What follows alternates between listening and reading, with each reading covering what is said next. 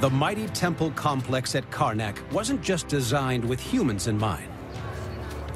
The Egyptians hoped to create earthly mansions for the gods, places the immortals would be happy to relax in when they visited the earth.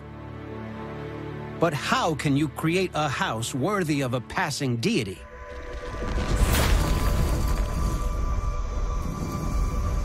Karnak's biggest temple needed an equally large roof to protect the gods from the beating midday sun. Enormous beams were needed to span the vast distances between the columns and support hundreds of solid stone cross struts.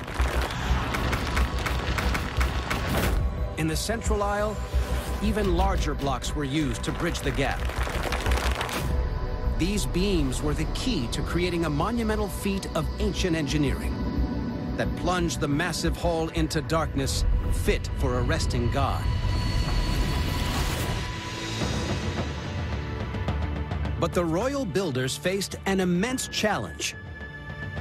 The local limestone, similar to the rock used to build the pyramids, would snap under its own weight when balanced between the columns. The ancient Egyptians needed a much stronger material to build this vast roof. But where to find it? Archaeologist Maria Nilsson believes the answer lies 100 miles south along the River Nile, at a remote quarry called Silsila, famed for its super tough sandstone. She's uncovered ancient graffiti here that seems to reference a massive ancient quarrying operation around the time Karnak was built. We got these figures. They are the masons, so they're actually chiseling out the block that comes from the mountain. Further down, they're controlled by the overseer, who's standing here with a whip, making sure that the work is being done properly. Maria suspects the discovery of sandstone in this quarry was a turning point for the ancient Egyptians. For the first time, they were able to build bigger, taller, wider roofed structures, worthy of the gods they were so eager to please.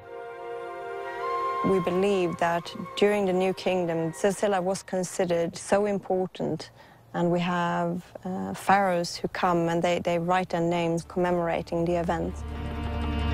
The pharaohs couldn't get enough of this new, stronger material. It allowed them to build ever more elaborate roofed structures. The deeper they got into the mountain, the stronger the blocks would have been, and that's what they were all after. But how did the Egyptian masons get these massive blocks out of the mountain and 100 miles back to Karnak? Maria's research partner, John Ward, thinks the chance discovery of this cracked abandoned beam offers vital clues. Here we are in the mother of all quarries at Silsila, and we're confronted by this huge lintel, which would have been a roof lintel or some kind of architrave, but it's load-bearing. You can see the size of it. John investigates the rock face behind this forgotten giant. He looks for clues to how the Egyptians worked their prized new stone. Down in here, you would have had the ancient Egyptian quarryman tip, tip, tip, tip away with his mallet and his chisel. And as we can see on the wall, we've got the chisel marks still in situ. One stroke going down, stop, another stroke going down, stop, and another stroke going down, stop. The ancient Egyptians used bronze tools to carve out the sides of each block.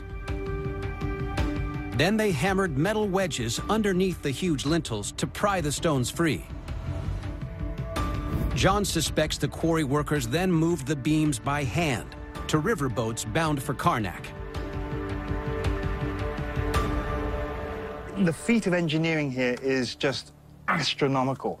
That to think that this huge lintel was lifted by man onto a sledge, taken down the man-made ramp to the awaiting barges on the Nile. John and his team are digging for evidence that the Egyptians constructed an extensive road network to help the quarrymen pull the huge roof beams out of the quarry. We're actually defining the road that you can see coming all the way up to where we're standing now. And this allowed the quarried blocks to be taken down to the Nile and they're waiting rafts to Karnak Temple.